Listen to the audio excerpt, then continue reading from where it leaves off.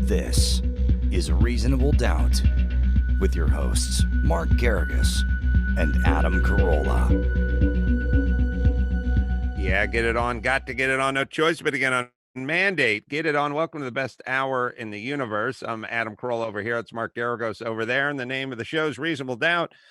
Mark always fired from a cannon, so always curious That's what's on your exactly mind. right. Are you kidding me? I don't even know where to start this week. There's so many.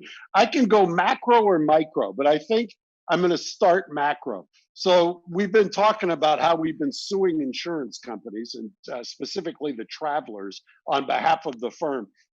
And then this week, lo and behold, Travelers sues Garrigus and Garrigus the night before their earnings calls. Now, a cynic might say, well, why would they do that before the earnings call? What would you guess, Adam? Do you have any theory as to why Travelers would sue before the earnings call?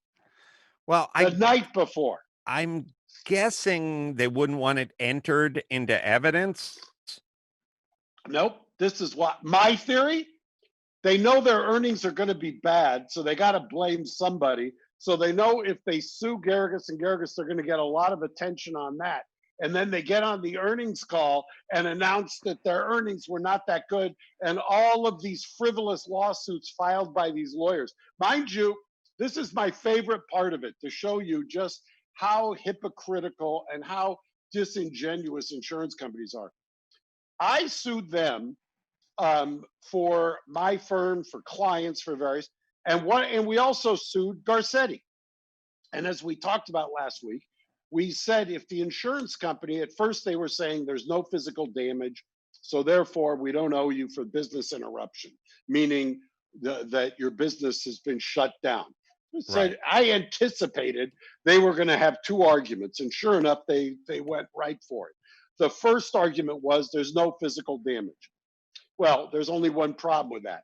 There is physical damage. We've been, all the science is now caught up and said it's either in the air, it's on the surfaces, don't touch your face because it's there. So that's physical, that's the science.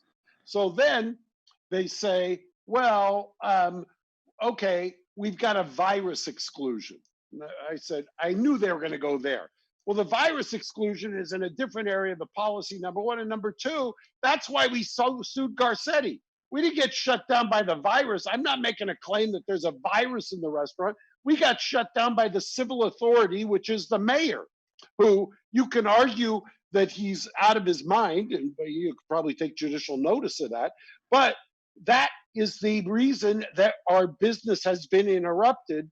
And so now we sued both the mayor and the insurance companies for what's called declaratory relief. That's basically saying, hey, judge, this is what the issue is. These are what the facts are. Give us a declaration as to whether they owe us and should pay us. So yeah, go ahead. Okay. Oh, I'm curious. I'm just curious, and it's something you probably never thought of, but it's probably come up before. What would radon gas be? What if you detected radon gas in one of your facilities and you needed remediation of radon gas? What would that fall under? Business interruption, property damage, and they'd have to come in. So what's in. the difference between radon gas and a virus? None whatsoever. So, but they would say we've got a virus exclusion. They'd probably try to turn radon gas into a virus because insurance companies exist to take your premiums for decades and then not pay you whenever there's a claim. That's kind of the insurance model. Ironically, so I sue in Superior Court for declaratory relief. If they really wanted to get this issue litigated or have a judge decide it, they'd answer the complaint and they'd say, hey, judge, give us declaratory relief, decide this issue, give us a briefing schedule. Instead, they sue in federal court. They don't attach Garcetti because they know if they attach Garcetti, that would defeat diversity. They'd have to get sent back to state court. And guess what they sue for? Declaratory relief. Now, he then goes on the earnings call and starts talking about the frivolous lawsuits. Well, now I'm thinking I may sue the guy for defamation. The frivolous lawsuit was your lawsuit, which was nothing more than a ruse to deflect attention from your piss poor earnings as you sit in your Park Avenue condominium in New York and collect $1 zillion a year while not paying any of these claims, and then talk about tort tax and everything else. Why are their earnings off if they're not paying out or haven't been paying out thus far? Because they've already taken a charge for COVID. So they've already done a book accounting move, and they had to pay for tornadoes, which you didn't hear about on CNN because you couldn't, in Tennessee or wherever it was. You don't hear about that on CNN because it doesn't nationally. They can't create a false panic and go psycho. So you didn't hear about that when you can hear about this every night and going complete. Have you turned on CNN in the last I have 6 weeks? I have turned on CNN and MSNBC, and it's great because there's lots of proclamations about things will never be the same again. And then they do this thing that always bothers me, but it used to bother me from you look at the bottle. When I was a kid, they'd advertise all-purpose cleaners, and then they'd go, use it on your van, use it on your RV, use it on your boat, use it in your kitchen. And then they pause and they go, use it anywhere. And I thought, why the fuck didn't you start with anywhere? We didn't have to go over all the different places. You could have just you had me at anywhere. And so CNN will go, people are asking, will we ever return to normal life? Will we ever hug our kids again? Will we ever go to eat again? Will we ever go to junior college again? A theater, a ballet, fishing with friends, pinochle night. Yeah, I get what you're saying. You don't have to go over all the activities of normal life. So last night, or maybe it was the night before, I will toggle between, I can't handle CNN anymore. So I toggle between MSNBC at whatever hour Maddow's on. And then I go over to Tucker and I watch Tucker because it's like a yin and a yang that you just can't script. And Tucker is sitting there and he's got a very attractive, well-spoken scientist, I won't say the gender because then I'll get accused of sexism, who is talking intelligently, and I'm listening to it. I toggle over to Rachel, and usually I like to listen to Rachel just for a variety of reasons. At least she usually makes a closing argument or an opening statement that it weaves together, and she's got an ability to do that. This hour, though, was so frustrating because it was a collection of vignettes of nursing home deaths throughout America. And it was like, here in Hartford, the Hartford Courant's talking about the nursing home deaths. Here in Rhode Island, the Providence Journal, Projo's talking about this. And they go through all the nursing home deaths. And basically, by the end of the hour, you're supposed to be appalled that all of these people are dying in nursing homes.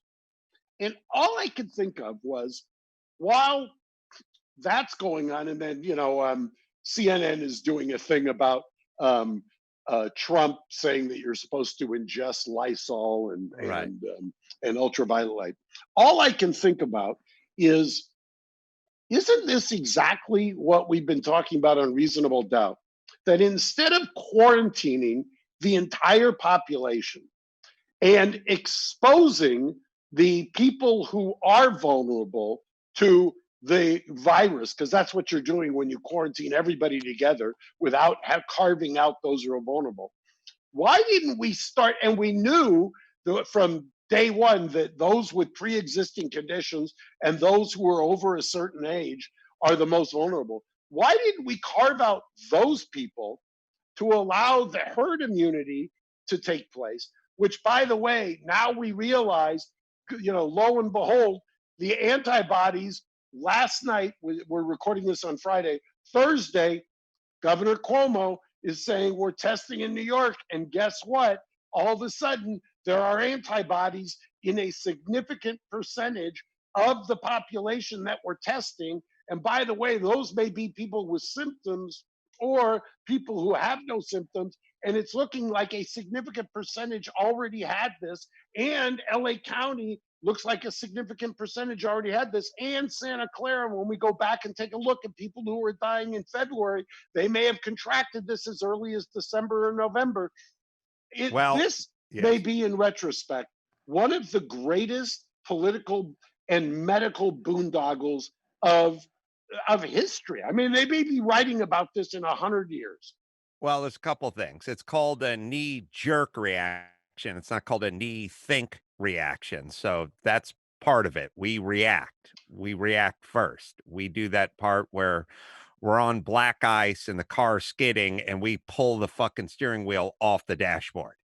Yeah. We don't steer into it. We have a crazy reaction. And then I mean, there's a few things. I don't know why I kept thinking about something funny, which is I will watch CNN and I'll just watch it with the sound down sometimes just to see the images. And formerly, when they would do the images of all the healthcare workers and the frontline people and the heroes, they have all these pictures of, first off, it's 89% female. It's almost all female. They're all wearing scrubs. Their masks are off. They're gasping for air. It's mostly females of color. Every once in a while, they toss in an Asian male. You'll see nobody with red. You'll see no white dudes with red hair in that entire picture. There's not a blonde heterosexual male in the whole in the shrine of heroes. There's not one male doctor. Really?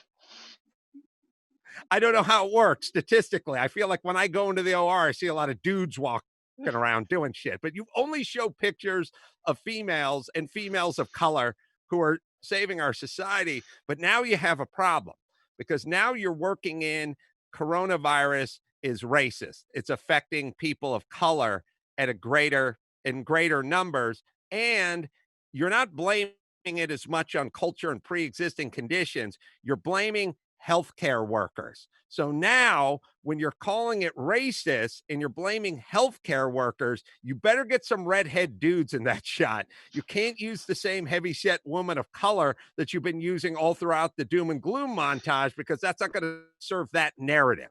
So make sure and get your pictures right, CNN, when you're doing your narrative. I do like it's the fault, the healthcare workers. Are you saying healthcare workers are racist?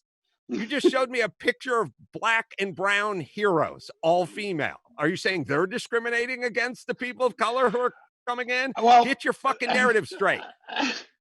This is my favorite, though. I think since last week, Gary, correct me if I'm wrong. Do you have the photo of the bulldozers at the beach and the skateboard park? Yeah. Oh yeah, I can pull those up shortly. My favorite part is the end of that story. I don't know if you guys saw this. That all the dirt bikers got their motorbikes out and just turned it into a dirt bike park. I love that. I love that. It is hard for me to believe. Let's just take a little timeline here.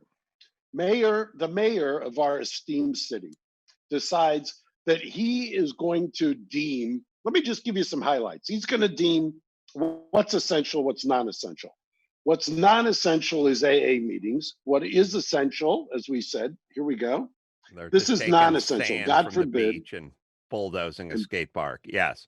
Yeah, right. Because we don't want people to, by the way, where can you get more remote, more socially distant, and by definition, 6 feet away from somebody than at a skate park? I have no idea. I talked to Mike August. Mike August lives in Orange County.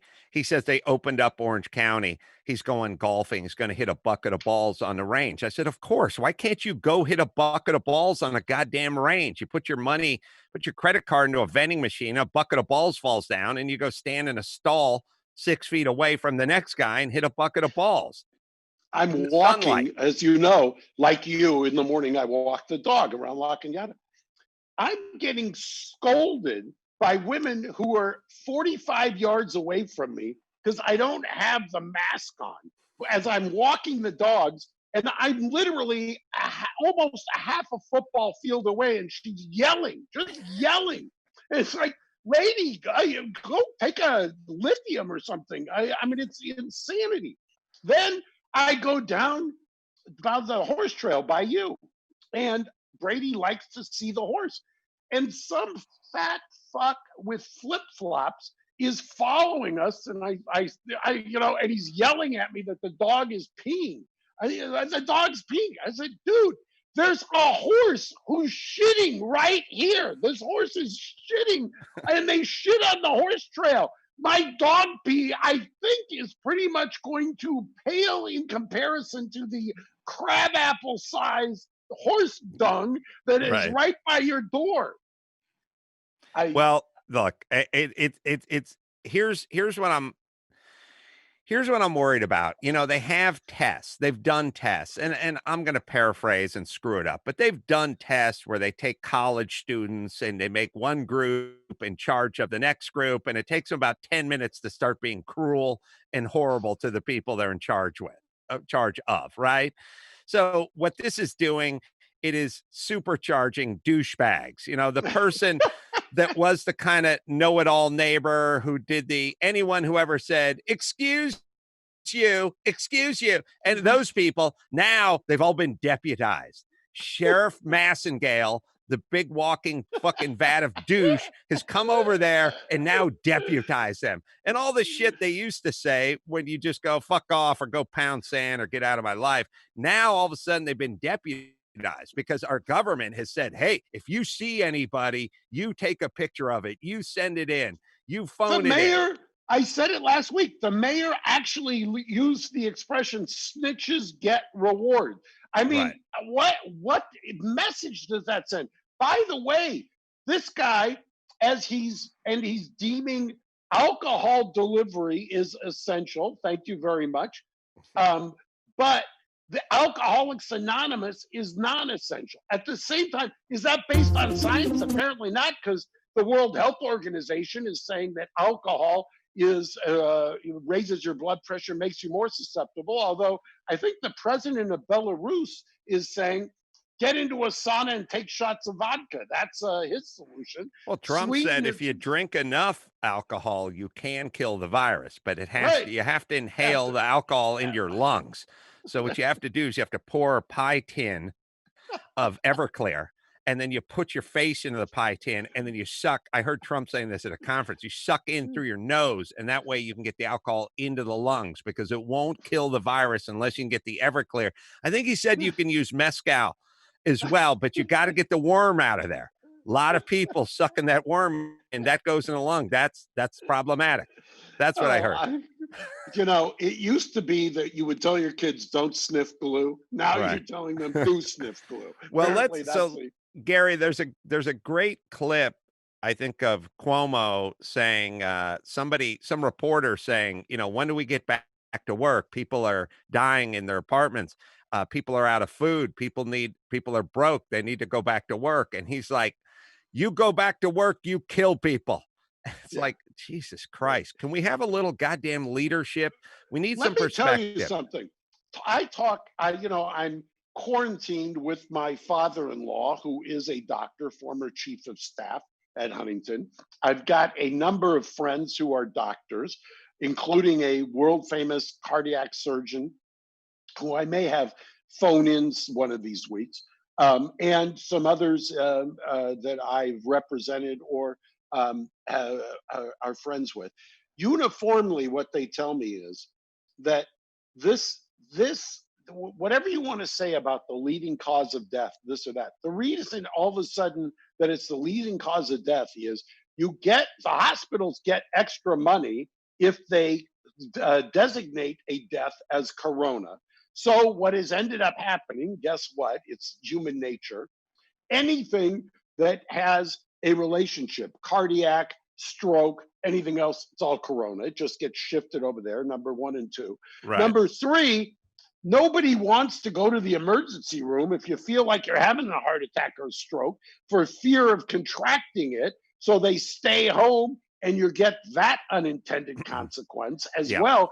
The hospitals have more rooms than they've ever had, save the hot spots. So all we're doing is shifting around numbers to try to justify it. Because guess what? As we're taping this, there's only, and I say only because we have taken a reaction to this that is has absolutely no basis. there's 40 million people in California. We have not hit 40,000 demonstrable cases yet. And the death rate, even giving all of the benefit of the doubt, is at 1,500. And people say, well, that's 1,500 deaths too many. I agree. However, how many of those deaths were caused by us mixing the entire population of maybe 50% people who are asymptomatic with quarantined with people who are exposed and have vulnerabilities? How are they going to justify that? Well, the first thing what I'm sort of realizing is you you can't have a debate, discussion, or argument with somebody if their default setting is 0. Correct. Because that is Correct. it's not a discussion. It wouldn't work that way for transportation. It wouldn't work that way for construction projects. You know, you can't say until there's 0 fatalities in the mining industry or gas industry or fuel industry or shipping industry or construction industry, we won't do it. Now, obviously, we wouldn't have a civilization if that was our mindset. So the notion is, to me, put everything into perspective. Compare apples to apples. If you're going to compare the coronavirus, just for a non sequitur, I heard 4,000 people die in this country every year choking on food. Okay, there's 4,000 people. We haven't got to 4,000 yet in California, but that's an apples and oranges thing. People tweet me and they go, hey, we've already had more people die in California. And I think they said more die than 9/11 or more died in whatever, New York or California. I can't remember. I think LA was, I don't know, 13. LA is like 1,500 and California is 6,000 or 5,000 or something. They said more died than 9/11. I said, and we passed Jonestown and we passed the Lusitania as well in terms of a death toll. So what the fuck else do you want to talk about? You have to compare it to things that are sort of comparable. And the only thing that's comparable to me is the flu. So you try to kind of use the flu as a yardstick to measure it. That's all. Yeah, that was my week. Now everyone yelled at me because I wrote past, P-A-S-T, and I turned Jonestown into 2 words. I'm not a good speller. But here's my point. People are going to die. We must understand that. With that in mind, yes. Except I saw a statistic, and it can't be correct, but I saw it, and it was in an article, that under 18, the death rate is as close to 0 from this as you can potentially get of any communicable disease ever. Under Yes. 18. But our solution was shut down the schools so that all of those kids who are communicable can make sure that they spread it to their parents or their grandparents in some other petri dish of a laboratory of political expediency. It's astonishing. And God forbid if you say this, you get cancel cultured. Look what they did to Drew. Drew's turning out to be a prophet. And I don't, I want to slap him sometimes for apologizing because, and I understand why he did. He's got a family, he's got kids, he's got Susan, and he's got to do something. But, by next week, I think Drew is going to look like the prophet who was the only one who was shouting in the wilderness at the time that we've lost our collective minds. Well, I agree. And, I was listening to AOC the other day, and she was like, workers shouldn't go back to work. When it's time to go back to work, don't do it. And I thought it's difficult to have a debate or a discussion with people who are magical thinkers. So if you're talking about schools or vouchers or busing or anything, and the person just keeps saying not one child left behind, you're not going to get along. You're not going to get along a long way with this person because there is going to be children left behind. The question is how many are left behind? And that's what I'd like to discuss. Not do they exist or shall it come to pass? So you are essentially having a discussion with somebody about reopening the economy, and that person has already stated she doesn't even want people to go back when it's time to go back. So that's going to be a difficult discussion, because if you are trying to get laid and that chick at the end of the bar, how did you get to that? Okay, I well, want to what I'm hear saying this. is Okay. you presume a guy goes into a bar, a guy tries to get laid. There's a beautiful woman at the end of the bar. He's going to send over a drink. He's going to make sure that she saw his Ferrari parked out front. He's going to walk over there and check his Rolex Submariner to make sure she gets a look at the oyster shell face. But if she's a lesbian, how's this going to work? See, somebody has to it has to be a two-way street. You have to be interested in reopening the economy. I'm not so Well, sure some people are interested in that. well, there is and I've seen it. The people who work in my universe, my little tiny microcosm of the world, the ones who've got kids, basically, or the ones who have a work ethic, and I'm not going to do it by age because I've got I've got some really good people who are sub 30 years old who want to work. But this has been revolutionary in terms of determining, from my standpoint, who the slacker, just I'm going to live off the fat of the land types are. I mean, they talk about cream rises to the top. This is the sloths live on the couch. I can tell exactly now, and I know who are the first to go based on this. This has been an excellent. And by the way, let me tell you about it. The Payroll Protection Act allows those people to just sit and vegetate. But guess what? As of June 30th, see ya. You got to get a new job because you are worthless. I've seen it up close and personal.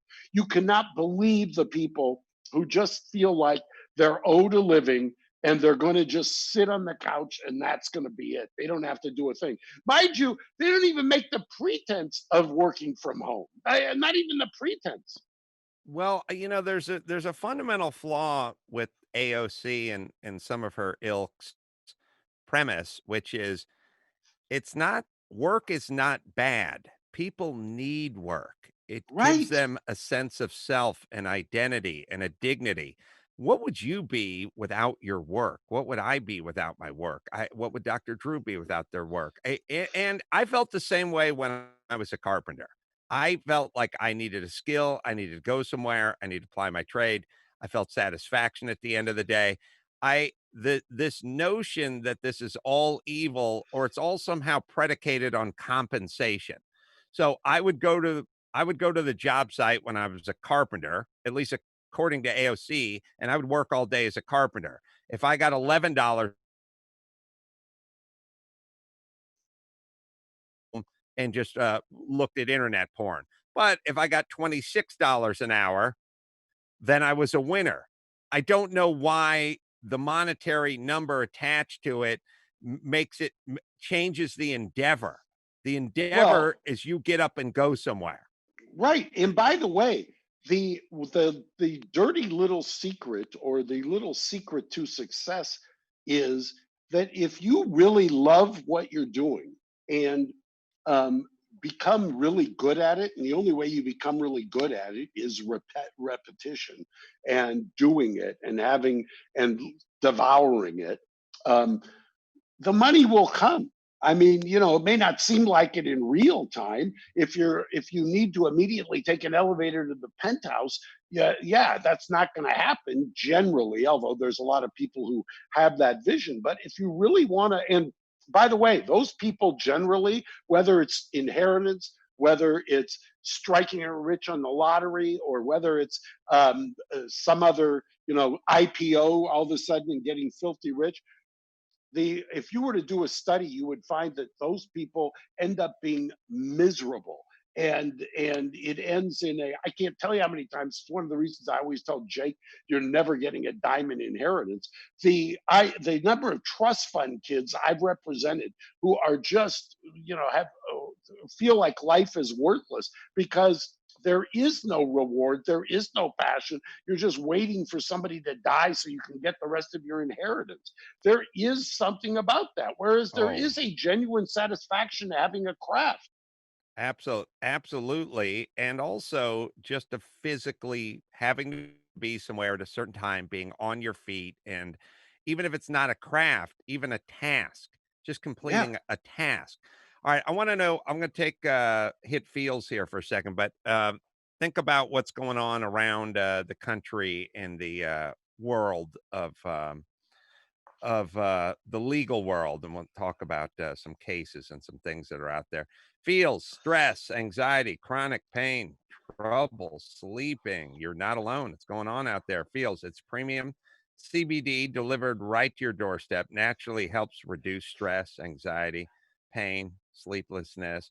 No hangover or addiction. So you take some of the CBD. I will do it. It will help relax me. It helps you sleep at night. You get a more thorough night's sleep. You place a few drops under your tongue, and you feel the difference in minutes. Free CBD hotline and tech support. I should say text support as well. Get Feels delivered to your door every month and save on every order. Pause or cancel anytime. Feels has me feeling my best every day. Take a few drops under the tongue at night, watch a little TV, and then just relax. It is Feels, right, Gary? That's absolutely right. Become a member today by going to feels.com/doubt and you'll get 50% off your first order with free shipping. That's feals.com/doubt to become a member and get 50% off automatically on your first order with free shipping. Feels.com/doubt. So, Mark, what's going on in So the legal world?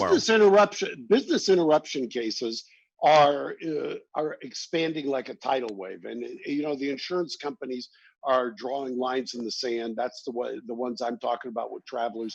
That has exploded. We've also seen, and you'll see next week, there's also the banks have taken their best customers, like whether it's a Ruth Chris Steakhouse or a Potbelly or a Danny Meyer in the Union Square Hospitality, and they went to the front of the line for the Paycheck Protection Act. Now those people have been shamed into giving the money back. I think you're going to see a lot of small business owners starting to sue for their banks playing favorites there because there clearly Mm. should not have been that. And you're going to see some lawsuits next week, I think, about the agency fees that are supposed to be paid that the banks don't want to pay. I think that's going to be one of the kind of growth areas.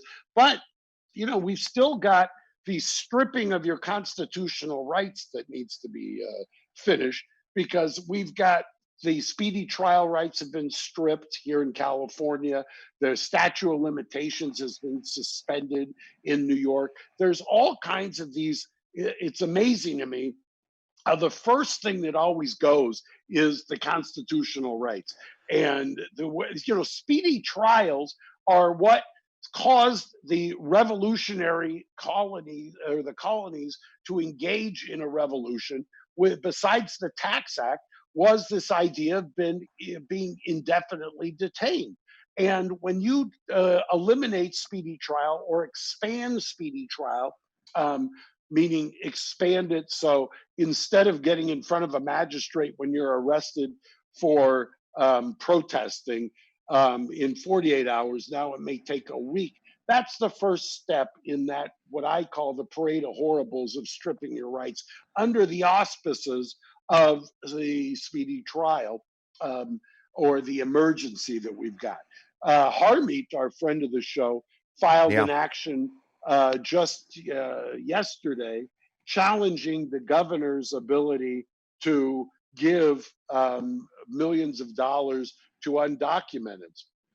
Well, she did not prevail on that. I haven't read the opinion yet, but the synopsis is, well, it's an emergency, we can get away with it. So as long as we've got this word called emergency, we've conferred powers that basically strip rights. And that is Right. a frightening thing.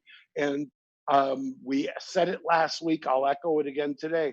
This is not a road you want to go down. I mean, the so-called emergency here has not been, you're relying on people to exercise it in a way that makes sense. You know, you relied on Mayor Garcetti to exercise his emergency powers. Guess what happened? He did the state of the city speech, and he's now going to furlough tens of thousands of workers and fire them and let them go. So it's actually not even a furlough. Well, was that expected? Yeah, of course it was expected. You can't just do what the government thinks it's going to do, is just print money and your way out of this. And so we're going to have litigation. There's going to be a, excuse it, but tidal wave of litigation about the insanity that we're in right now.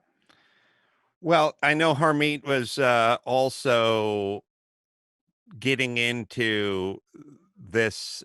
I don't know who she was going after in this particular case, but like churches were having these sort of drive up, drive in sermons Yeah. where people sat in their car and they turned it to K Jesus and they listened on the AM radio while the guy pontificated.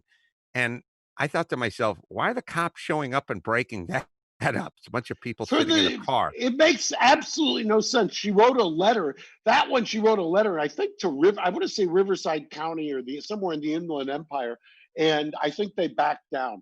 And she joined me on these business interruptions. We filed these as co-counsel just so people couldn't say that, you know, part of my fear always is if I do something, they're going to say, oh, you're a cause lawyer. No, my cause is the Constitution. So I figure if you've got Harmeet and office and my office doing it, you've kind of hit the complete span of the political spectrum that both of us are concerned about constitutional rights. Riverside and San Riverside, Bernardino.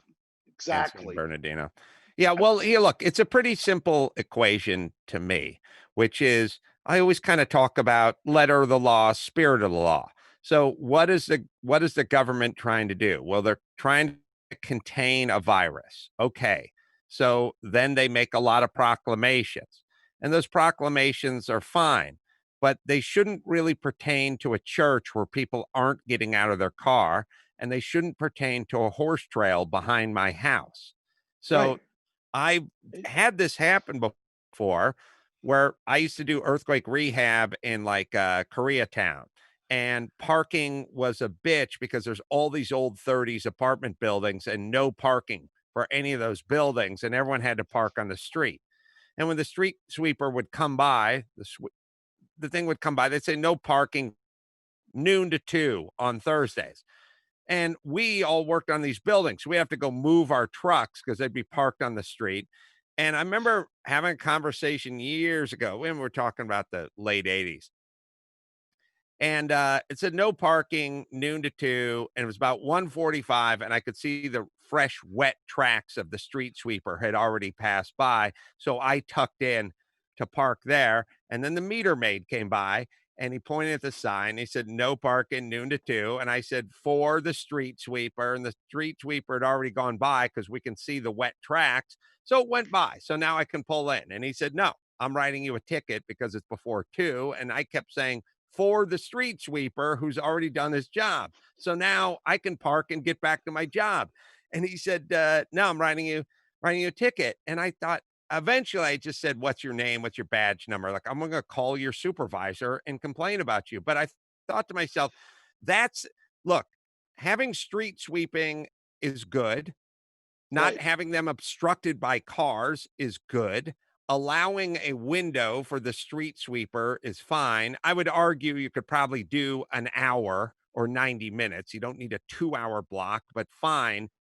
That's good. But the part where the street sweeper already went by and you're threatening to write a citizen a ticket, that's when you get drunk with power and start getting over your skis. And that's the worry.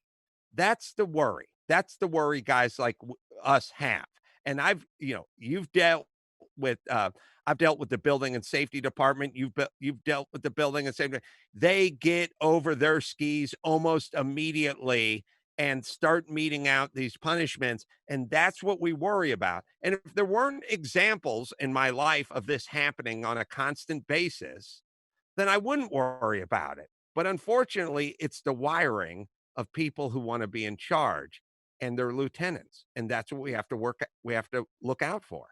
There is just something that is so, it is part of you call it the wiring. I say it's embedded in the DNA, Right. where the people just want to, I mean, why are you, all you have to do is look at the internet, where you get people pulling people out of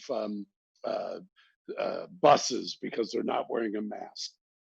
You get people downtown here. Just as I walked in today, there were people that were getting hassled for being in a loading zone, cars, whereas literally 40 feet away, there is a guy, Thursday guy, who is on sleeping on the grate on the sidewalk. I mean, that's fine. And by Right. the way, nobody's hassling him about not wearing a mask because they don't want to touch him. And Right. but God forbid, one of my poor assistants who's parked her car in front of the building is getting a ticket. Even though there's supposedly a moratorium on tickets. Is there, I'm going to tease this next question to you. The NFL draft happened yesterday as we're speaking. It just sort of popped in my head that a little update, a little Kaepernick update would be nice from Yeah, somebody who's I've got a capable of little, that. I've got something to say on that. So I'm You glad do. you All asked that. right. You read my mind. Let me hit credible.com online marketplace. It gets you pre-qualified student loan refinancing rates from up to 10 different lenders. Let them compete for your business. So if you've got student loan debt, you could really benefit from these guys. With a lower rate, you can save on interest and you can also lower your monthly payment as well. You get a shorter term loan and you can get debt free faster. You can consolidate student loan and bills and put them all under one roof and get a nice low rate and get on with your life. See actual pre qualified rates from up to 10 lenders, not estimates. These are rates from up to 10 lenders. Only takes a few minutes, doesn't impact your credit. They're never going to call you or sell your data to anybody, to other lenders. So see if you can lower that monthly bill with credible.com, right, Gary? Please visit credible.com/doubt. That's credible.com/DOUBT. And when you refinance your student loans using this link, they'll give you a $200 gift card. Fill in a couple pieces of information and check your rates that you're eligible for. Again, that's credible.com/doubt. So Yes. there's a meme that has gone around the internet. I've seen it in the last 2 days. People kind of tweeted at me. Maybe Gary can find it. It's the protesters who generally appear to be MAGA supporters. And then it's Eric Reed and Colin kneeling on a football field, and they're side by side. And that got me to thinking, it's obviously somebody had thought about it too. We're talking about the protesters in Michigan and people like that. You're talking about those protesters. Exactly. Okay. Exactly. Now, for the same reason that I was interested, attracted, supportive, whatever word you want to use, about Eric and Colin's protest, is the same reason that I understand and would defend the protesters who, whether they were in Michigan or any place else. And arguably, the government could make an argument that the protesters who are violating stay-at-home orders are violating public health and the emergency powers, and that they're more violative than Kaepernick and Reed and maybe Kenny Stills and others who were doing it on a football field where there was no public health exception. And I invite anybody who had thrown, a verbal brick or brat at Colin and Eric and Kenny and any of the others to explain to me why that's bad and this is good. See, that's where I say, let's be consistent. Somebody wants to protest, I'm 1,000% behind you. I mean, whether you have to wear a mask or not wear a mask or stay 6 feet separate, um, because that's what the current public health thinking is, even though 3 weeks ago it was completely something else. But um, there is, it's illustrative, I think, of be consistent. Everything doesn't have to be politically polarized. You don't have to fall into, as Adam, you've taught me, and I've ripped it off and used it in court. We don't have to be a fan of the Steelers or the Packers and constantly being that way. Try to rise above it and see that there's something really great about the Constitution in America when you're not beating the crap out of it for your own political axe to grind. Well, it's sort of like you show up at a buffet and one line says Republican and the other line says Democrat. And you go, all right, I'll get in my line. And everyone gets in their line. But I'm walking down the line and I'm either in Republican or Democrat. And I'm looking over and I go, oh, those Democrats, they got brisket over there. They got a carving station over there. And the guy goes, yeah, I know. You got to stay here. You got to stay in your line. I go, well, do we have brisket? Do we have a carving station with au jus? No. I go, well, then I'm going to go over there and get some fucking brisket. And then I get over there and I get some brisket. And then I go, what do you guys got for dessert? And they go, ambrosia salad. That's it. We got some Jello. Oh, you don't have cheesecake? No, that's over in the Democratic side. Oh, well, I'm going to go over there. You can't go over there. Yeah, I am. I'm going to go over there and get. Why would you limit yourself to the one line? You know what I mean? Well, it reminds me of that Curb Your Enthusiasm episode where the halal chicken place, the Palestinian chicken place, opens up next to the deli, and Larry is caught between it. He's got the woman who's screaming, Letty, come to us. My sister will have sex with you as well. Right. And then what's his name is over on the other side saying, you're a Jew. Come over here. Come over to the deli side. And they're yelling at each other, going back and forth. So it's not just politics. It's whatever, as you say, whatever team, whatever, ethnicity, whatever group you want to identify with. Just try to take a step back on occasion and try to examine it from a perspective that maybe is a more 30,000 foot view. Well, agreed. And speaking of that, I've heard about they've already filed some lawsuits, I guess, against China. And I've talked about this before, which is everyone thinks it's pretty symbolic or frivolous, but then I've had to tell them we have a lot of their money. So, but you tell me, and we've done versions of this before, but not in a lawsuit version, I guess, Well, then let me tell you what the issue is, because I've thought a lot about this in the last 2 days. For years, and as we're recording this is the commemoration of 105 years ago, the Armenian genocide, April 24th. And one of the things I did early on many years ago was to sue the government of Turkey for reparations from the genocide. And we took it to the Ninth Circuit. The lawsuit was thrown out. Ninth Circuit ruled that the government of Turkey was a sovereign, was immune, even though they committed a genocide, that you couldn't do them or sue them because of their sovereign immunity. And that is the kind of precedent that will be used by China to say, you can't sue us, we're a sovereign, blah, blah, blah. But you hit on something that's interesting. That doesn't mean, and one of the things that we did, we were successful in suing and proceeding in actions against companies that may be Chinese owned. For instance, if China has an airline and that airline is doing commercial business in America, there may be an opening on sovereign immunity if the Chinese airline knew that when they were flying direct flights from Wuhan into JFK or LAX, and they should have known that this virus would be spread, that Chinese or Air China, whatever airline, may have liability. And so that could be potentially a lawsuit that has some legs, as opposed to what the Missouri Attorney General did, where he filed a class action or a on behalf of the state against China itself. That to me is more of a long shot.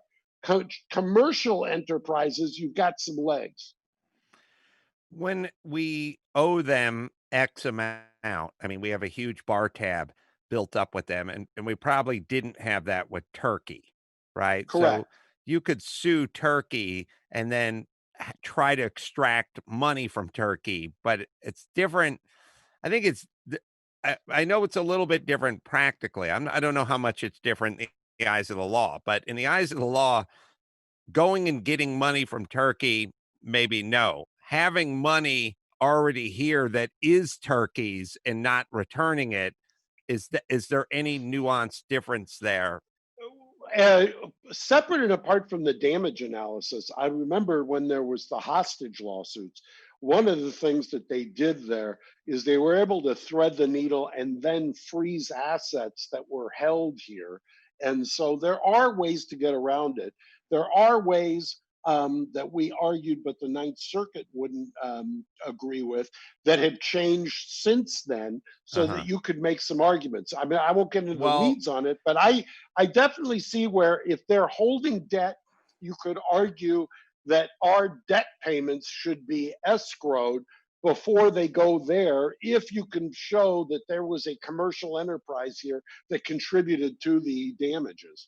I think I may have found some precedent, but I don't think it's precedent yet because it hasn't been solved. But there is a group of survivors from 9/11 that is suing the Saudi government over their involvement in 9/11.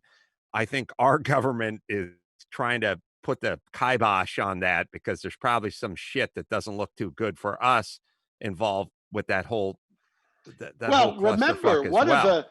when I was doing the genocide litigation, one of the ways that they got rid of the Holocaust litigation legally in the courts was that the courts ruled that because the US government had entered into with the German government reparations and arguments there, that that government to government trumps individuals trying to vindicate those rights. So there's always, and by the way, the attorney general has weighed in just this past week, Attorney General Barr, that where constitutional rights are being violated, they're going to file a statement of interest. The Department of Justice is.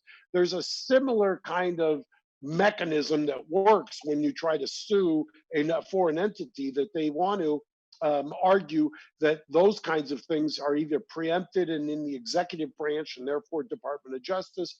I'll go on and do 2 hours of an episode on that. But you're right that if our government weighs in, it depends on which side the government weighs in on.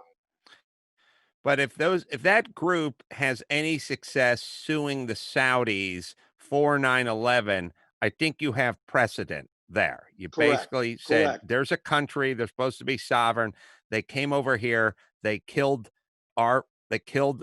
um US citizens, and now we need to be compensated. So that would be an interesting case to take a look at as far as where they're at with that. I'll tease my last subject. You thought of it when you brought up Barr. Obviously, with all this Corona business, there's not a whole lot of discussion on not Fast and Furious, Steele dossier and Barr and all these folks, and them kind of turning the tables on the FBI and the CIA and kind of going after then Comey and guys of that nature. But I think they're still going down that road. We're not hearing that much about it, but there's been little dribs and drabs of stuff about the Steele dossier and how that shouldn't have never been used for surveillance and so on and so forth. And it's going that direction. We've always kind of talked about over the last months and years that it's not going to be good for some of the guys that were in charge. Brenner, I think is one of the names, Comey, guys like that. I think they're gonna find some stuff that isn't great for those guys, but I don't know what the updates are. But I do know Barr is on it. I'd be curious what your final thoughts are about that. First, I'll tell you guys about Tommy John. Oh yeah. For many now, it's a big decision. Which combination of Tommy John underwear and loungewear do I go with? The stuff, the loungewear is so soft and so scrumptious to walk around the house in. Of course, the underwear is perfect. The socks are great. The t-shirts, all Tommy John loungewear and leggings are built for next level comfort. And again, it's just the problem is it ruins you for all the other stuff. It really does. Mother's Day just around the corner. Trust Tommy John to show mom some love. Best pair you'll ever wear, or it's free guarantee. I wear the underwear every single day. I wear the t-shirts every day, and the loungewear almost every day as well. It's the best. It's Tommy John. Right, Gary? That's absolutely right. Hurry to TommyJohn.com/Adam for 25% off your order. That's TommyJohn.com/Adam for 25% off your order. TommyJohn.com/Adam. See site for details. So I'm not sure if you've heard So it's anything about interesting. that. Yeah. No, because they've talked. There's been a couple of, they don't reveal it. Usually, it's pretty close-lipped when it comes to those kinds of investigations. A guy who's spearheading it is I think it's Dunham. I always get his name, or I have a Right. mental block on his name. Who's the U.S. attorney, I think, in Connecticut. And I think that much of this will depend on what happens in the election in November, which is always kind of a frightening prospect, at least for me. These kinds of investigations shouldn't be. Durham. Just for Sorry. Yeah. Connecticut. John Durham. H. Durham. Yeah. Durham. Why do I always say Dunham? Because I think of Lena Dunham. Is that it? Because I Or Jeff can't Dunham, the ventriloquist. because I can't get out of my head. What's his name? Who's having sex with her on Girls? Maybe that's it, because I've tried to repress that image. But I think much of that will depend on what happens with the election, because we're within shouting distance of the election. I mean, when you think of it, we're Right. less than 250 days away. And by the way, the old expression that federal investigations move at a glacial pace is by and large true. So, Right. So what you're talking about that concerns you is there may have been some bad actors in the FBI, but if Biden wins the election, we're just going to move on.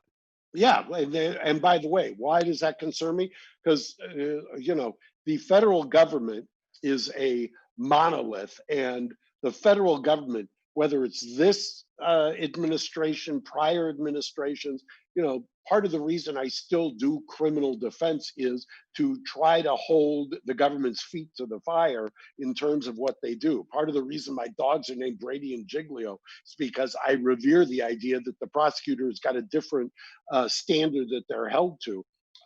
That has not been, I don't think, we're not a beacon when it comes to that in terms of our history. I mean, all you have to do is take a look at the Innocence Project, take a look at all the people who get freed or wrongfully convicted.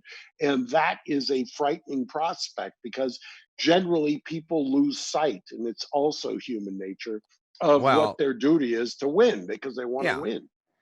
Well, getting back to duty, the horse duty versus Brady's whiz, and somebody being deputized to yell at you. The sad part is human nature, which is whether it's the guy handing out the parking tickets in Koreatown and pointing at the sign that says noon to 2, or the prosecutor who's prosecuting and not interested in information that's going to sway him from his appointed rounds.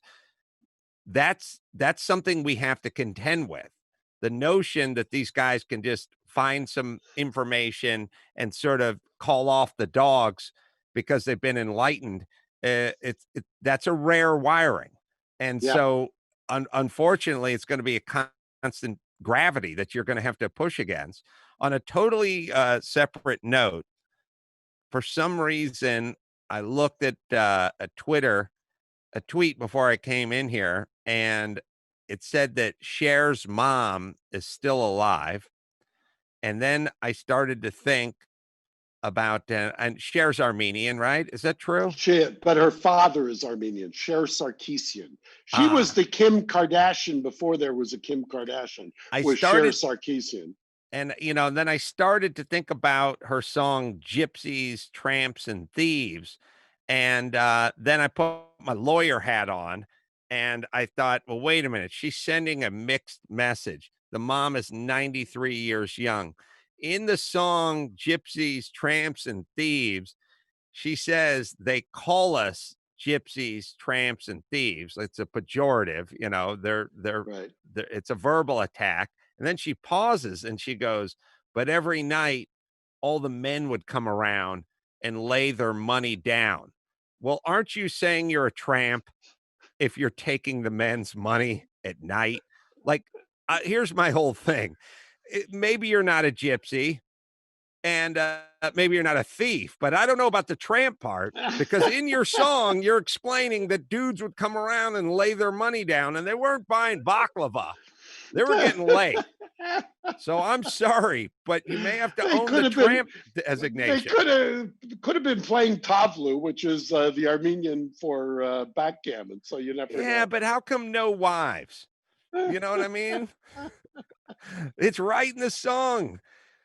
She's outed herself as a tramp. She's a prostitute. What else She could it be? You have to admit, for 72 or 3, she looks spectacular. Armenian women, the most beautiful women in the world. What can I tell you? I know it's unbelievable. A life worth of cussing and screaming at customers behind the counter at a kebab place ages most women, but they don't show it at all. Armenian women thrive on that. I'll tell you, they just absolutely thrive on just, the men. Up until the genocide, the men used to have the longevity in their Armenians, but now the women figured it out after the genocide. Sorry, Gary, did you have the lyrics for Gypsies, Tramps, and Thieves up there? Yeah, I think if you look at the second stanza there, you'll see it wasn't backgammon. Oh, let's see. Picked up a boy just south of Mobile. What is that? Probably Mobile.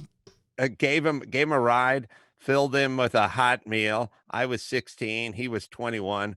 Rode with us to Memphis, and Papa would have shot me if he knew what I'd done. Yeah, there you go. You picked up a guy. That's the Armenian male. That's the Armenian male instinct. By the way, Papa's got to do that math if you pick up a teenager and he goes with you from Mobile to Carolina, one of the Carolinas. Papa's got a new squeeze bag. Papa's got a new squeeze box. What is it? That's the Who song. And Papa also had a Rolling Stone. Right. Exactly. Or Papa was a Rolling Stone. Rolling Stone.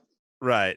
But I don't know why. It just made me think. I've heard that song for 47 years. I never really thought about the part where the men would come around and lay their money down. And you would argue as an attorney that then, in fact, makes you a tramp. Now, no, I'd argue the opposite, because I'd be defending Cher, and I would say no. That means they were playing tavlu. Okay, all right. Okay. I'd say in her inflection, by the way she said it, she was suggesting more than a card game. Okay, that's all. I'd tell the jury to focus on the transcript. All right. If you want to check out any of my stuff, you can go to Adam Carolla or go to my YouTube page. We got a lot of stand-up up there. You go to youtube.com/Adam Carolla. And if you want to get some of my car racing movies, you can go to Chassis, CHASSY.com. And my book, I'm Your Emotional Support Animal. I'm just finishing the audiobook, and you can pre-order it now. And I think it's up at Amazon for pre-order. What do you got? I got Engine Company 28 and 10E Mediterranean tapas. Both are open for delivery or curbside pickup. And we're going to start incorporating some Mangria cocktails of the day in a little video vignette. I've got Dawson on the line to help me out with that. Thank you very much, my brother. I'll see you on the trail. And until next time, it's Adam Carolla for Mark Garrigus saying mahalo. Thanks for listening to Reasonable Doubt. Tune in next Saturday for an all-new episode.